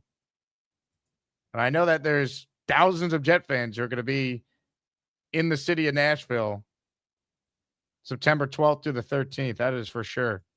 Gangrene pre-party, Saturday, 4 to 7, live show from Barstool, Nashville. This event is free if you RSVP. You will not pay a cover charge if you're one of my guests. So make sure you RSVP. You'll show that at the door, and they'll let you right in. We're going to have giveaways. Special guests are going to join me. Stay tuned for more info on that when we get closer. Tailgate tickets available now. They're $85, includes food and drink, live DJ. We're going to be right on the water next to the stadium. GameDayFlightCrew.com to get your tickets. All this is linked in the description. I've been talking about it for months, yet people still ask how they could do it. Everything I talk about on this show is linked in the description for every video, so you can't miss it. There's also a pub crawl that's going down that will end with the last bar being Barstool, Nashville. For any Jet fan who's interested in that, Game Day Flight Crew is hosting that one. So check that out on their website. And after the game, head to PBR Nashville for the after party. And if you attend the tailgate, you'll get a free appetizer during the first hour. For anyone who paid for a tailgate ticket, you'll get a free app at the post-game party. Hopefully it's a celebration because the Jets had won. Tropical Vibes Company with a super chat in the raffle for 2. Thank you, Tropical. All right, home stretch of our show here. Colin Wolford. Thank you, Colin. You are in the raffle for 5 entries because he gifted 5 channel memberships. Yeah, here we come, baby. Here we come. Here come the Jets, man. Colin, thank you very much. Let's say hello to Tristan Oliver, who's next this morning. Hello, Tristan. Yo, what's up, Jake? How are you doing? You sold on David Bailey as he's dominating practice today? You know, I've chosen because, you know, I've called him for about 3 years now. I am now getting a reputation of being a negative Jets fan, and I've never had that reputation before. I'm always the one called. I've talked to you off the ledge a couple times. So I'm going to choose not to talk about him until the end of the season. Positively, I feel like this is going to be one of the best drafts ever. I'm going to concentrate on one of your other questions that you had in the chat, which is is Cade Cutler going to be a backup quarterback? I believe he's going to win the job. I'm anti-Clemson, and I've always liked him secretly. So I really feel like that's going to be a great backup situation to have for years to come, even when we do eventually draft a quarterback next year. And I also can confirm that Nashville has been the funnest city that I've watched a Jets game in. So I hope more people book that trip. I won't be able to make it. Jake, can you do me a favor? Can you share your screen and check that message on X that I just sent you? I want you to see how crazy this is, because the same size I was in that jersey is the same size I was when I met you. And I want you to see. Hold on. I just I had to make sure whatever you sent me wasn't anything. No, dude. You know I'm not like that. Anything X-rated here. Let's take a look. Look at this guy. Look at this guy. So this is you the last time I was years ago. In Nashville. Yeah. Wow. Look at you, man. Looking good. Yeah, that's the last time I was in Nashville. I had a great time. I think everybody should book that trip. It's gonna be fun. And Jets fans, like, without a Jake Asman event, we're just out there. I felt at home. So I know. I did London that year, and Nashville. I really wish I went to Nashville. It was too tough to do both within like 3 weeks of each other because I had to take off work from ESPN to do it, so I had to pick my spots. But I had major FOMO that weekend, and the Jets won, which was incredible. They never win. Yeah, it was hot, but it was a fun time. Like the nightlife, y'all gonna sing karaoke, y'all gonna go out, have drinks, bar crawls, everything's right there. It's an amazing experience. Like, and it's not like New York where you have to get you have to get a train, get back home, maybe go do some fun stuff, find some bars that are hosting. You literally walk out of the stadium, cross a bridge, and the entertainment is literally right there. So I was there in 2019 for the draft and loved it. So I've been one time, and it's a great city. I'm pumped to be there again. Yeah, 100%. Everybody go ahead and go. Other than that, I mean, I'm excited. You know, I'm excited about the rest of the draft class. I think both Coopers are going to, be amazing eventually. I do think that we're eventually going to bump in. Why can't I remember his name? The guy who was originally drafted as a center, then bumped out the guard. Joe Tittman? Joe Tittman. He's going to move back into center eventually this year, and then Cooper's going to start. I do see that happening. I know you guys don't because he was drafted late.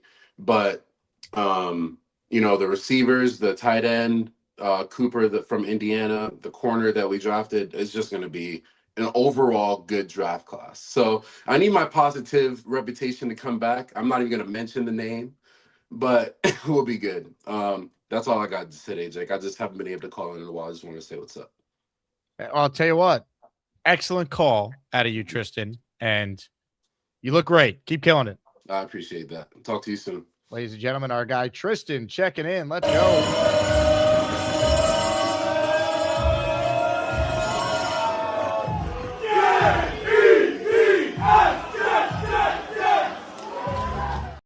Mad Team parents in the house. How about a 5-spot of channel memberships that were gifted by Mad Team? Let's go. I'm not trying to be a butthole. A butthole. No one is, baby. Yeah, here we come, baby. Here we come. Here come the Jets, man. Joey R, The U, Melissa Cruz, TP Jet, and Zach Burkhart all receiving a gifted channel membership. Now, here's the thing. Aaron Glenn's comment yesterday might have been the one time where you're actually better off saying the curse word. You know? I'm not trying to be an asshole. Probably would have went better than butthole, but either way, it gave us a great soundbite, which I love. Ozzy Fuller's in the house. He's in the raffle for one. Play call is my superpower, really. David Bailey's going to make Aaron Glenn look good if he's awesome.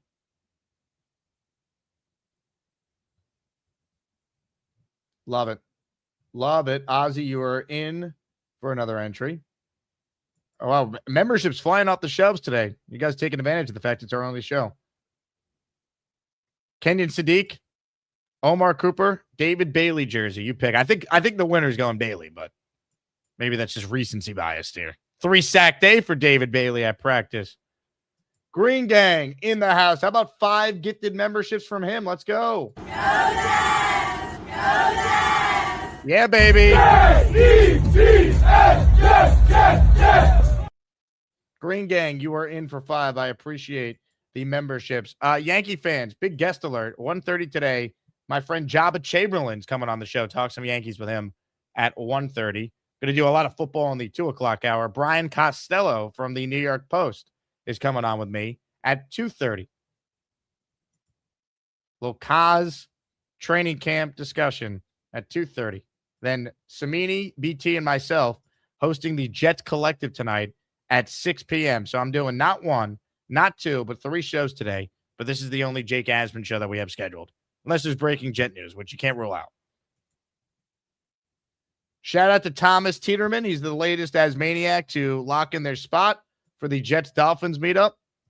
Thomas, I just got your Venmo. You're all set. I think that means we have 41 of the 70 tickets that have been allocated for Jets-Dolphins on October 25th. If you plan on joining us, get your tickets. It's Patreon only right now, but when I open it up to the general public, they're going to go. So I want to make sure that the people who support the channel year-round, the people who are Patreon members, you guys take advantage and you get your tickets before the general public can. Section 146 to $150 each and includes a post-game field pass. We'll have info on the tailgate in L5 as soon as we finalize those plans. Lou B and I are working on something big for that.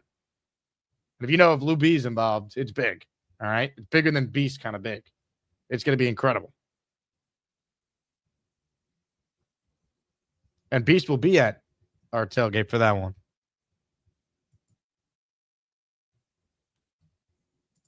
Let's see.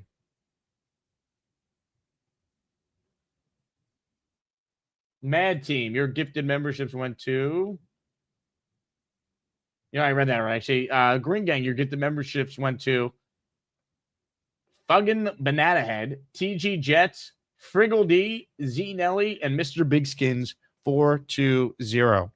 All receiving a gifted membership there. All right. Beast says he'll be signing autographs. Ladies and gentlemen, how much is a Beast Breaker autograph worth?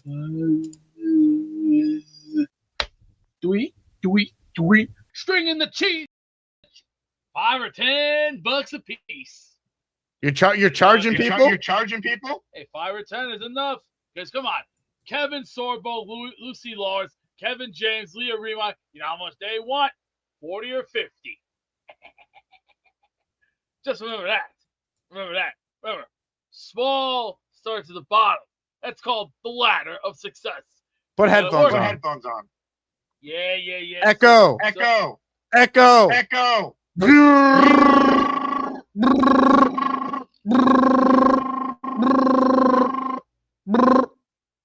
I'm not trying to be a butthole.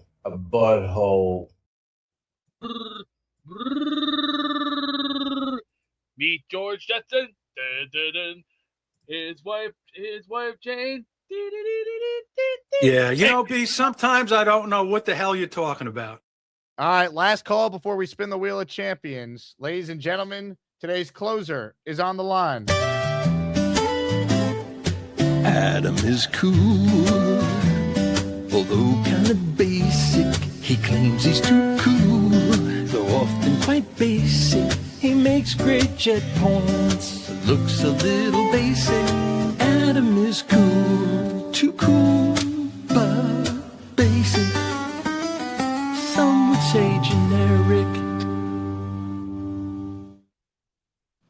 Hey Jake, how's it going, man? Hello, Adam. I don't mean to be a jack butt or smart butt, but I have to say, no one better be doing anything to Cam Ward's jersey at the tailgate because we all saw what happened to Drake May when you burned his jersey.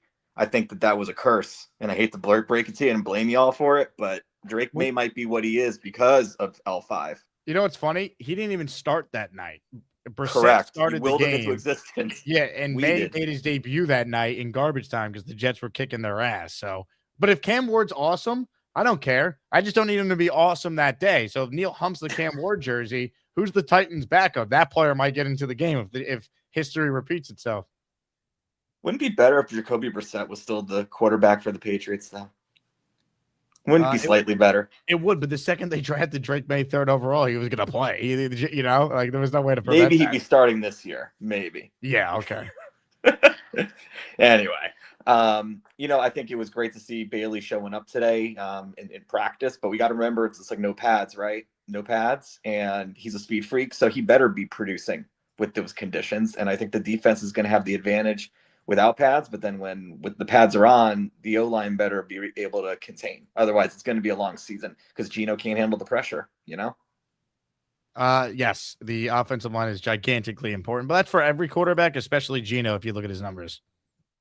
Yeah, exactly. And then I think a storyline that may develop over time is how do we feel about Fashanu in the end as our long-term LT? Be interesting to see if he's able to grow again. And I mean, it's great that we can be patient with him on it. But all the hype on Membu, all the attention on Membu and all the praise we're giving Membu, left tackle still blindside. So I think we got to be aware of that. Well, Membu looks great. Monitor closely. And remember, he didn't start as a rookie. He played well when he got a chance. He got hurt at the end of his second season, his first full season as a starter. So he's rehabbing in the offseason. He was fully healthy this offseason. He looks great. He added muscle. He's still growing into his body. He's a young player.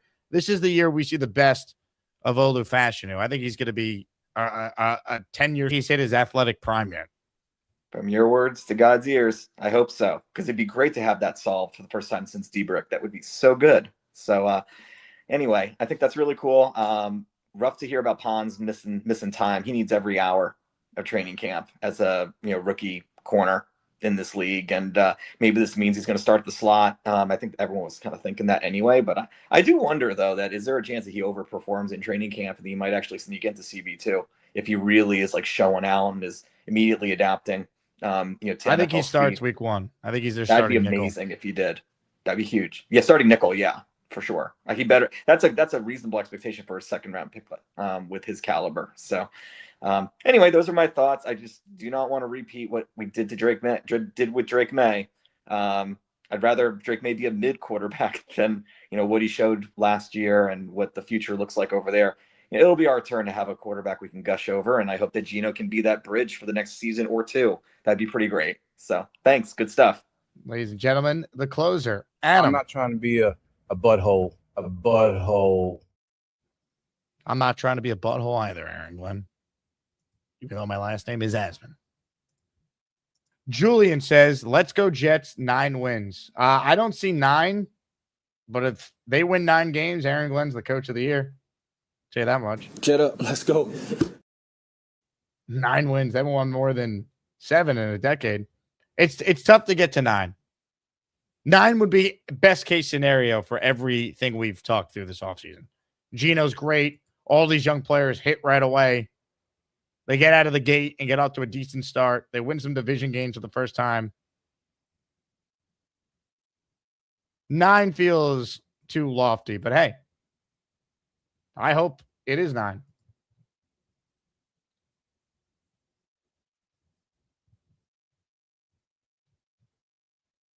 I really do.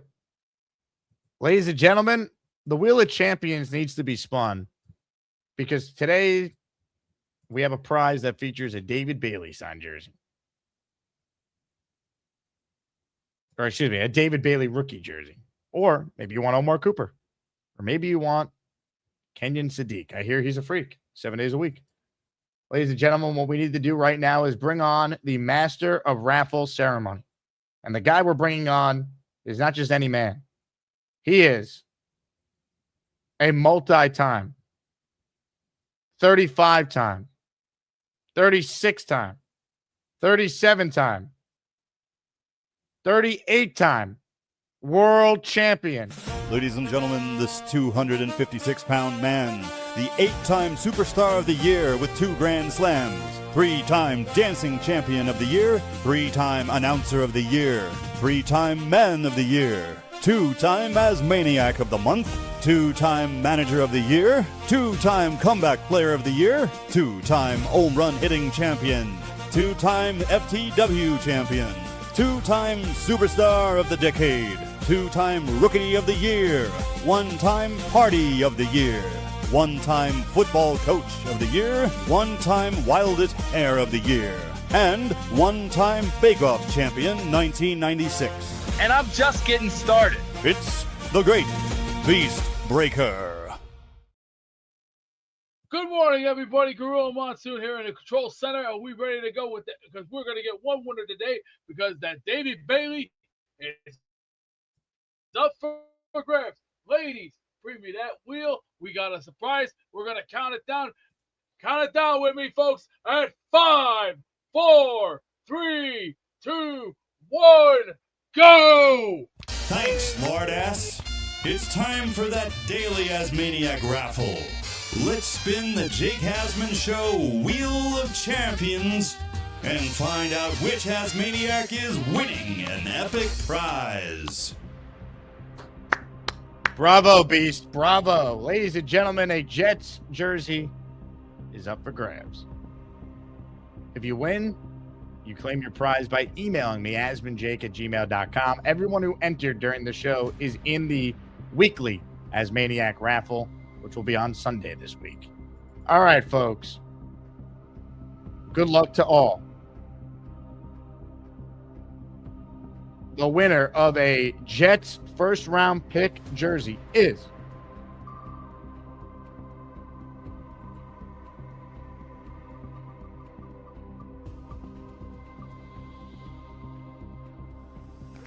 Mad Team 3 Parents. Let's go. Here we go. Let's go. Let's go. Mad Team, you're the winner. Hit the Jet chant. Congratulations, Mad Team. Mad Team just signed up for the Patreon 2 minutes ago, and he won a jersey. Pretty good. Shout out to Mad Team. I got the email. He's a Patreon member, and now he just won a jersey. Incredible. Join the Patreon if you haven't. This is the best time to get in there. The Discord's full of optimism and funny memes. So that is included in your membership. The merch store, jakeasman.com to get your merch. You get 25% off every item in there if you're a Patreon member, among all the other perks that you get. Incredible.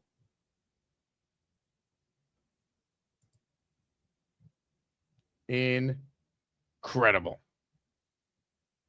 All right. That does it for me. Radio today, 1 to 3.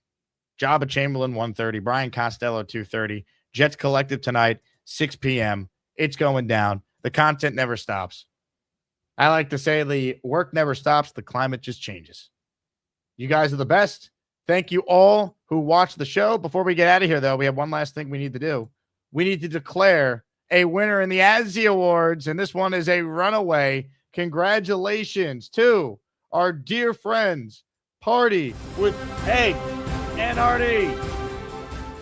They win the ASSI for the Power Couple Award. 60% of the vote to Peg and Artie, 24% to PBM and PBW, 12% to Mr. and Mrs. Craig from Australia, and 4% to Robert C.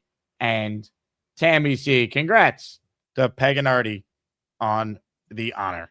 All right. That does it for me. Thank you to all who watched. Talk to you at 1 p.m. today. As always, go Jets. As always, don't let go of the rope. As always, like the video, subscribe to the channel, share the video, spread the word. We talk Jets each and every day on the show. JETS, Jets, Jets, Jets. Talk to you at 1. It's time once again for Jason Allen Storm to type an email to Jake and Gator to vent his frustrations. I need to address a few things here. The Beast Breaker moment, this is embarrassing to the public, and what a shame. Where's all my football dives? That should be on there. But nope, you insist to rather insult my integrity with bag of dicks. What in the hell is this?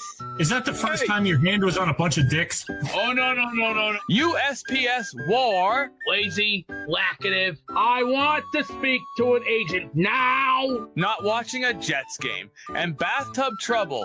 This is insulting. And I feel insulted and humiliated. And the biggest meltdown award, I found that rather disgusting and insulting towards my intelligence. This is really low. It's like watching WCW 2000 on steroids, and that's not good. Not to my knowledge.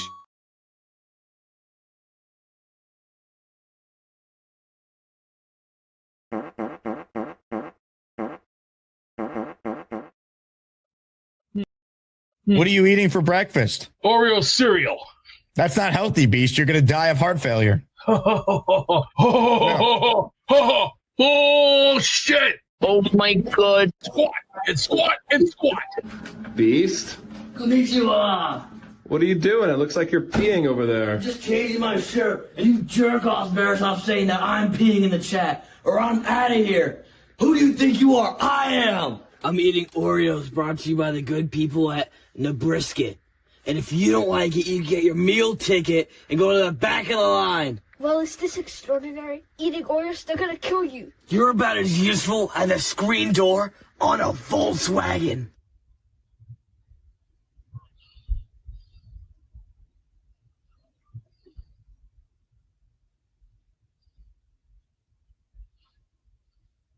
I had to take a Renzo, a hot one. Jerk off. No shit.